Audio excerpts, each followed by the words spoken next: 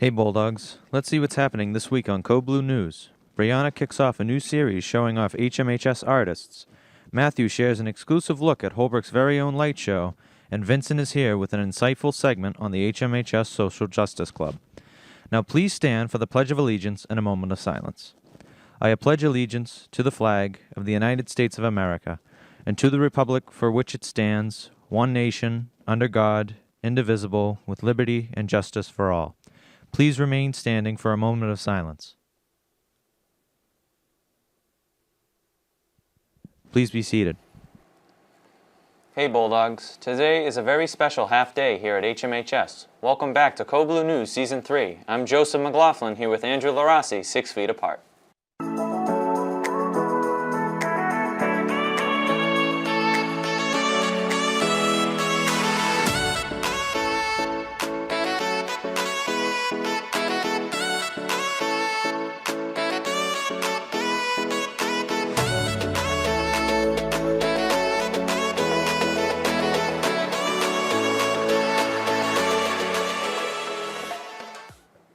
Last week, we announced the combination of all HMHS media under Code Blue News.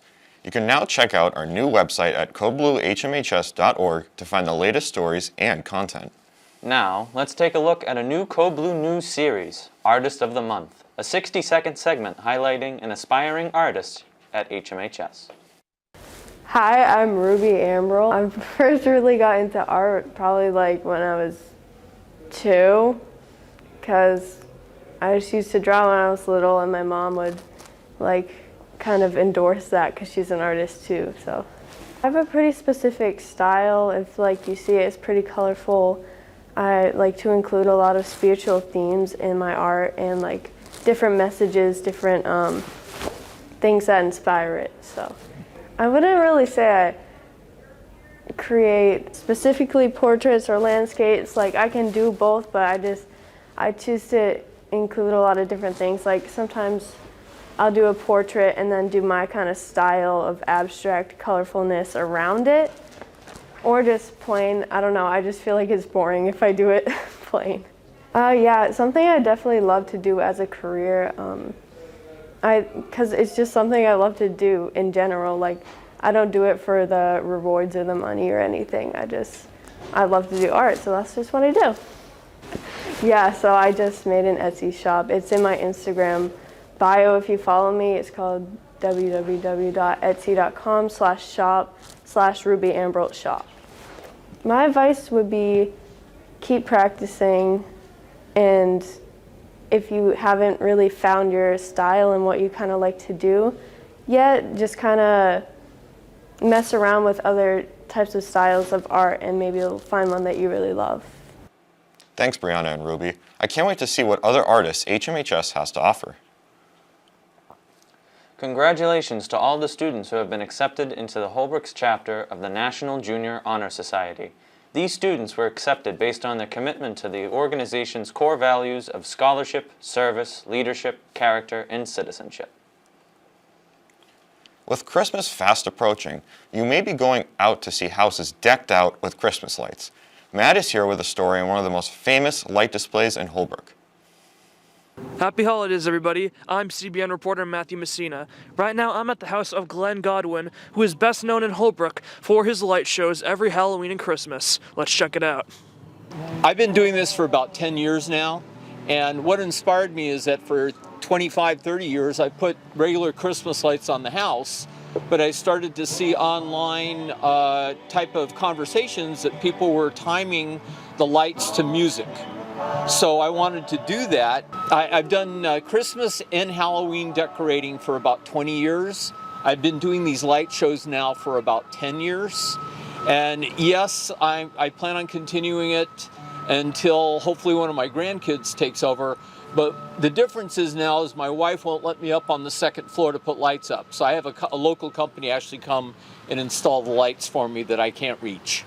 Every season I have people knock on the door to tell me that they really love the shows. on non-COVID years, we fundraise for local charities, and we can get several $1,000s in donations, and a lot of times the donations are wrapped up in a note, you know, complimenting us on the shows. The show runs until December 31st. We also, again, run a Halloween show during the month of October, which is also very popular. Finally, I tend to get a new decoration every year and base my Christmas and Halloween themes on that new decoration or decorations. And I have so many decorations now that I rotate the decorations. So every year, you know, the yard and the decorations look slightly different. So, you know, it's to make it, change is good, and it makes it more fun for me. Finally, this is a question everybody asks. How long does it take me to put the lights up? Between 2 and 3 weeks it takes to put the lights and decorations up. Wow, that was certainly something special. Really gets Holbrook in the holiday spirit, doesn't it? My name is Matt Messina. Back to you in the studio. Thanks, Matt. You can visit the light show at 3 Oak Street in Holbrook. Seniors, on December 21st and 22nd, you'll have your next senior privilege. It's another competition. Let's see who can win this one. Be on the lookout over the next few days for notification that you are eligible to take part in this activity. In other news, the Gender Sexuality Alliance, better known as the GSA, has a meeting every Tuesday at 3:30 via Zoom. Please email Miss A or go to room C219 for more information. Thank the Lord we didn't forget to mention GSA. Could you imagine what Miss A would have done if we forgot? I had a priest on standby.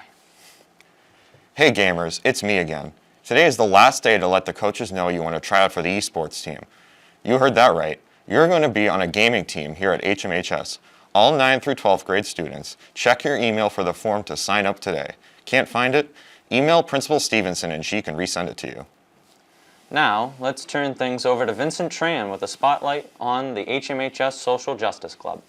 Last fall, Mrs. McCann and Mr. Goodale started a social justice club here at HMHS, and it has already left a lasting impact on its members.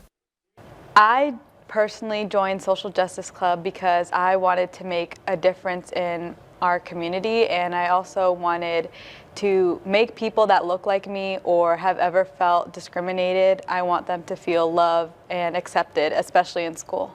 I am passionate about a lot of different issues. I'm passionate about helping the LGBTQ+ community, the Black Lives Matter movement, immigration, climate justice, and a lot of other topics. I think an important issue in HMHS is racial inequity, and I think that ways that we can attack that and really seek for equity, diversity, and inclusion in our school is by tackling small microaggressions in the classroom and really focusing on an urgency to make change in the school. I would like to amplify student voices outside of just the club and make our voices heard to faculty and to all of our teachers, because they can't just know that they're in an anti-racist school. They have to see it in action. They have to know that they care, that the teachers care about us, that they're working hard to make sure we feel accepted. Essentially, I just want Holbrook High to be a very safe environment and inclusive environment for everybody, and I want everybody to feel loved and accepted in Holbrook High. I think it's important for students to know that this is our school and this is our time to make change, and that we can't wait around for the faculty to give us the resources to do that. We have to make the change ourselves. If you have ever felt discriminated against, or if you're a part of a minority group, or even if you just want to be an ally, I think that it would be very beneficial for you to join our club. If the Social Justice Club is something that interests you, you can talk to Mrs. McCann. This has been Vincent Chan with Code Blue News. Back to you in the studio. Thanks, Vincent. Another banger segment. Is anyone surprised? It's Vincent. That wraps up this week's show. I'm Andrew LaRossi. And I'm Joseph McLaughlin. See you next Friday.